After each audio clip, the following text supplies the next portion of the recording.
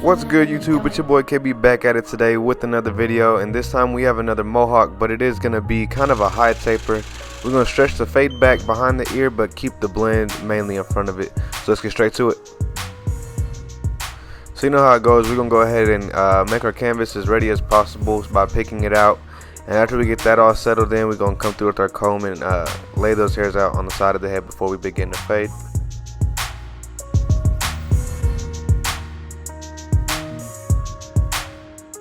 So I'm going to start it off with my one guard closed and go with the grain just to lay these hairs down. In a second I'm going to show you that you're not really trying to dig too much into that. You just want to lay flat with the head and just go with the shape of the head that you're on with the guard. And I'll come through with my one just to give myself a base before I really do begin the whole fade. And as you see, that's what I was talking about. Just going with the head, not really forcing it or digging in too much with it.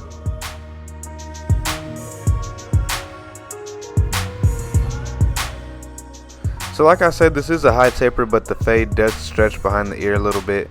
Not all the way to skin, we'll take everything behind that just to a shadow. But as you see, we're balding it out, taking it a little bit above the ear to create sort of a burst taper effect. After that, I'll come through with my no guard, blade closed all the way instead of my second guideline. We're going to set these kind of high, not be too greedy with it so I can really spread this blend out.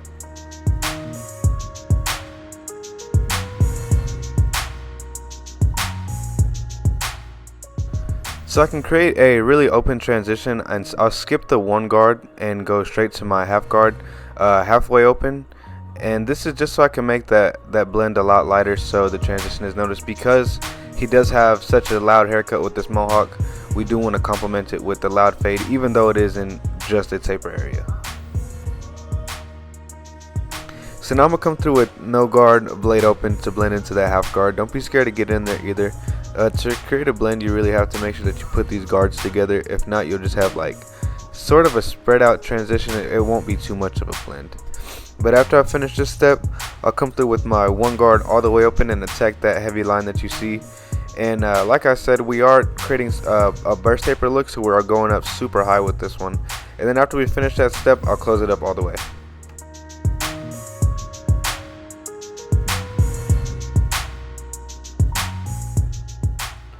Now I'll come back with my half guard halfway open. Because I did leave off with the one closed, I'm going to come back down with my half guard closed to help smoothen down that line. And then once needed, you can open that up all the way or close it halfway. But as you see, I went straight to my 1.5 guard and I'm just taking it up higher to attack that line. Now what I don't want to do is dig into that parietal ridge. And so after I finish this step, I'll come back down with my guards again and attack that line. What a lot of barbers fail to realize is that just because you've used your guards doesn't mean you can't go back and detail that spot if that line's not getting out. 10 times out of 10, that's the problem, is you're not going back to the lower guards that you used previously, and that's all part of your detail work. You want to start the blend, and once you finish your main steps, that's when you come back in detail. Because as you see, I've came around this half guard a couple times now, same thing as a one guard. But that's because I know to erase a line that I've created, I gotta go back and use the guards that I used to create the line with.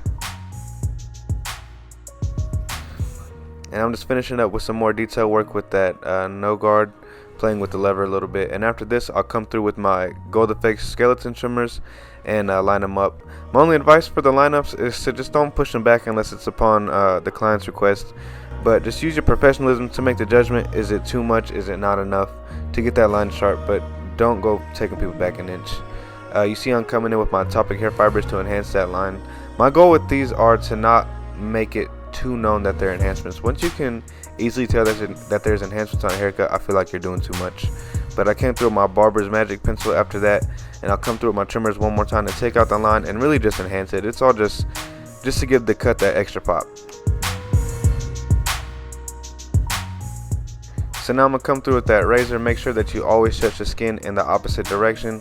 I do like to dry shave most of the time because it helps give that sharper look to it. But if it isn't too comfortable for your client, make sure that you are using shave gel, because at the end of the day, it's not about you, it is about them.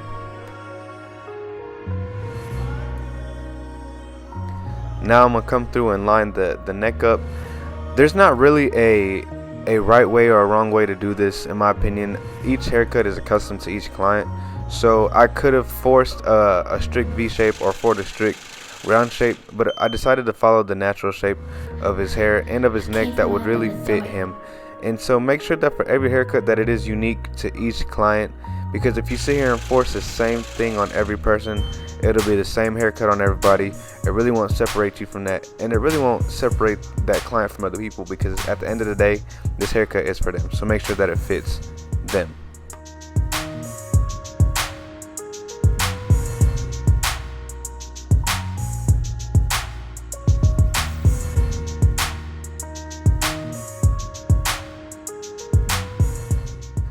My favorite thing about this haircut in specific is that it really is fit to this client only, in my opinion. I know other people do get this haircut, but every time I do this haircut on him, I like that the techniques I use and the way that the fade is placed is accustomed to just him. I do have other clients that get the same type of haircut, but for each person it does look different, and I enjoy doing this haircut so much because it shows the art of barbering and that not every cut really is the same.